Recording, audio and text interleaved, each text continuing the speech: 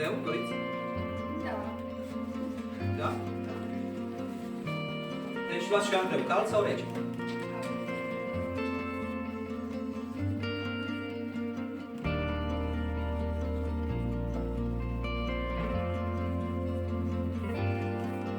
Deci dumneavoastră spuneți o supă, da? Ok. O să explic după aia. Antreu cald. Da? Cel principal, porc, uite, pui. Și desert, da? Dumneavoastră? Deci, când spuneți așa, supă, antreu, o supă, un antreu, când comandați la restaurant, nu dați denumirea mâncării. Bineînțeles, ciorbă de burtă, o ciorbă de burtă, un antreu rece, dacă ai două antreuri, că aici ai un antreu rece, unul cald.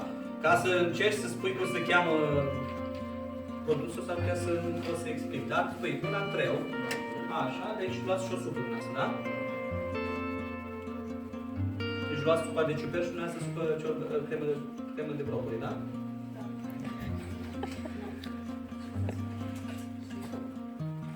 Un antreu cald, da?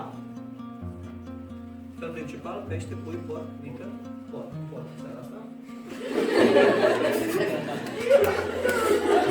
Și desert.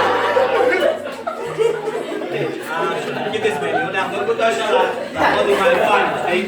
Deci nu am timp să vă pot explica profesionist.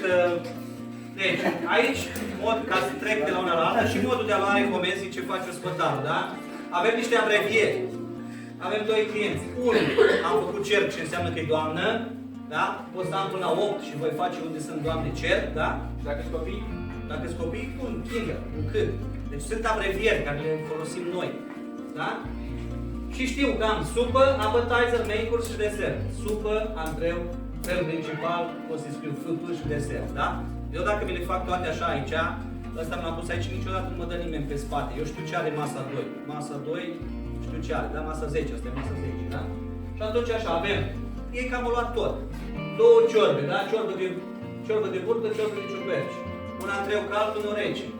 Am un chicken, un porc. I-am zis porc pentru că e scurtat. Normal, dați seama. Da. Meniul era tenderloin, porc, meat, nu știu ce. Și două deserturi care erau. Ok, în momentul ăsta, următoarea secvență, eu mă duc, le-am luat meniurile, că au fost foarte ok. Mulțumesc. Nu mai au nevoie de meniuri, da? Și știu că vor mânca toate. Nu mai fac secvența, pentru că durează foarte mult să fac secvența cu pusul farfurii, cu ciorba, cu nu știu ce, cu mâncatul. Dar ca să înțelegeți în linii mari că acesta este un complex, o tehnică complexă, care nu pot să vă explic într-o oră. N-am cum. Dar să vă familiarizați. Ei, în momentul în care am reușit și am luat comanda, vă explic ce face ospătarul. Mă duc și am trimis pe bon la bucătărie. O ciorbă de burtă și o ciorbă cremă de ciuperci. Și dau bonul pentru felul principal. Antreurile sunt deja pregătite, numai le chem. Așa. Am venit, trebuie să țin minte. Dacă nu mai țin minte, am scris aici. Și mă uit înainte de ajung la masă. Și acum, dacă vin eu la masă, cât am vorbit, cine are ciorba de brocoli și cine are ciorba de asta? Știu că nu mă uit, Doamne. Ciorbă de brocoli pentru dumneavoastră. Servesc pe stânga. O să servesc pe stânga și pe dreapta, dacă îmi permite. Dar servesc cu mâna stângă. Nu ce am văzut eu la Baciu și la alții, că vine aia și...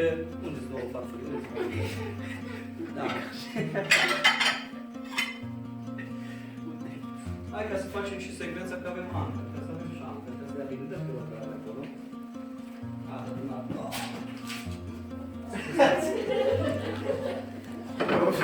E cam întâmplă asta. Să facem și secvența, că aveam ancă. La ce folosește ancă-ul? Să ducem două farfurii, dacă îl duc, îmi ies din bucătărie, nu mai duc ancă așa, da? Ok? Astea sunt fermiți. Și îl voi pune în prelungire, da? Deci are rol să-mi protejeze degetele, da? Ok? Da? Și îl duc în prelungire, da? Și am plecat cu ciorbe, da? Pot să servesc, în cazul meu trebuie să servesc pe dreapta, de pe stânga pe dreapta. Nu voi putea servi pe stânga, dar voi ajunge în scenariul următor. Adică să servesc ciorbă de... Dar uitați-vă, le-ați comandat și eu acolo, ați uitat? Dar ce ați comandat? Ce ați luat? Da, de brocoli. Eu dacă am greșit, de brocoli, da. Perfect. De brocoli. Deci am fandat, am pus piciorul, da? După care mă învârt, am făcut o fandare și cu spatele. Și eu am venit aici și ciorba de ciucăși pentru dumneavoastră, da? Deci să nu uit niciodată, când plec la masă, să o secundă, 2 secunde, să răspund. Și am plecat. Depinde cum mă descurc, da? Au mâncat.